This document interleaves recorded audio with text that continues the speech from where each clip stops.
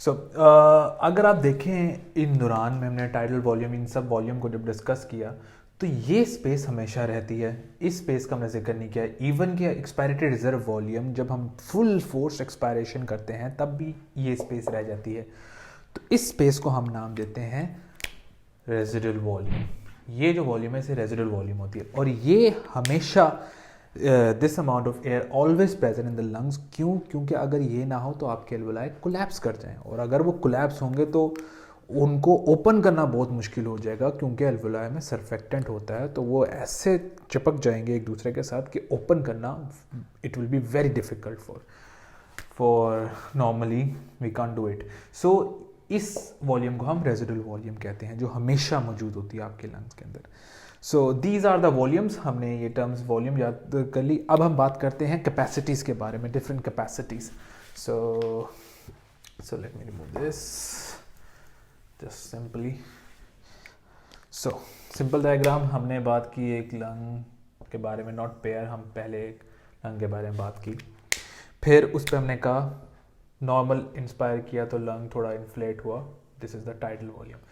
फिर forcefully inspire air की तो थोड़ा ज़्यादा इन्फ्लेट होके then we called it, just to make it colour ताकि आपको अंडरस्टैंडिंग ज़्यादा आसानी हो, तो हमने वो बात की ज़्यादा जब इन्फ्लेट हुआ तो it is called inspiratory reserve volume. इसको हमने क्या कहा? IRV। इसको हमने नाम दिया टाइडल वॉल्यूम। और फिर जब हमने फोर्सफुली एक्सपायर किया तो उसको हमने नाम दे दिया, क्या नाम दिया? Expiratory reserve volume. और जो एंड पे जो मौजूद रहती है, हमेशा रहती है, जिसको आप नहीं निकाल सकते, वो होती है रेजिडुअल वॉल्यूम। सो अगर हम कैपेसिटीज़ की बात करें तो ये देखें, अगर आप इन दो चीज़ों को देखें कि यहाँ से एक मार्कर में दूसरा इस्तेमाल कर, अगर यहाँ से IRV के ऊपर सब एक्सचेंज हो रहा होता है नॉर्मली, तो इस वॉल्यूम के ऊपर जो वर्क हो रहा होता है, तो ये जो वॉल्यूम है RV और ERV, रेजिडुअल वॉल्यूम और एक्सपायरेटरी रिजर्व वॉल्यूम 1 और 2, इन दोनों को हम कहते हैं FRC, फंक्शनल रेजिडुअल कैपेसिटी।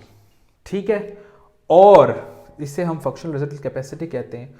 और ये जो टोटल लंग्स की जो कैपेसिटी है नॉर्मली, जो पूरा एंड शुरू से लेकर एंड तक, इसको हम कहते हैं, टोटल बात की तो इसको कहते हैं टोटल लंग कैपेसिटी, TLC। इस पूरे जो हमने एयर जो भी पूरे लंग्स में मौजूद होती है उसे टोटल लंग कैपेसिटी होती है। It will be around 6 litre. ये वेरी करती है, ज़्यादा कम ज़्यादा भी हो सकती है, depend on the person to person vary करती है। तो it will be around 6 litre. तो ये होगी फंक्शनल रेजिडुअल कैपेसिटी, ये होगी tidal total lung capacity.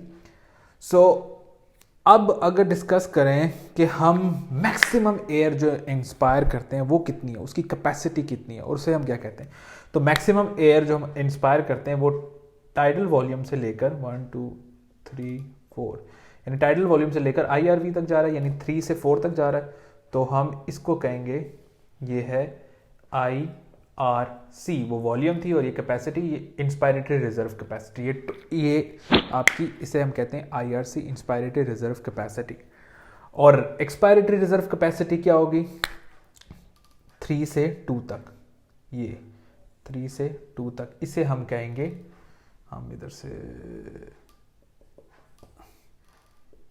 Expiratory reserve capacity, इसे हम IRC कहेंगे। और मोस्ट इंपॉर्टेंट अगर चीज़ देखी जाए तो अगर जो आपकी टोटल गैस एक्सचेंज जो होती है नॉर्मली, जो आप कर सकते हैं मैक्सिमम एक्सपायर और मैक्सिमम इंस्पायर, वो कहाँ से होती है? ये मैक्सिमम एक्सपायरेशन यहाँ तक थी और मैक्सिमम इंस्पायरेशन यहाँ तक है, तो इसको हम कहते हैं वाइटल कैपेसिटी। इसे हम कहते हैं वाइटल कैपेसिटी। ये आपके लिए बहुत ही इंपॉर्टेंट चीज़ है जो आगे हम डिस्कस करेंगे कहाँ काम आती है। तो ये बहुत इंपॉर्टेंट है। वाइटल कैपेसिटी क्या है कि the maximum amount of air inspire plus the maximum amount of air expire.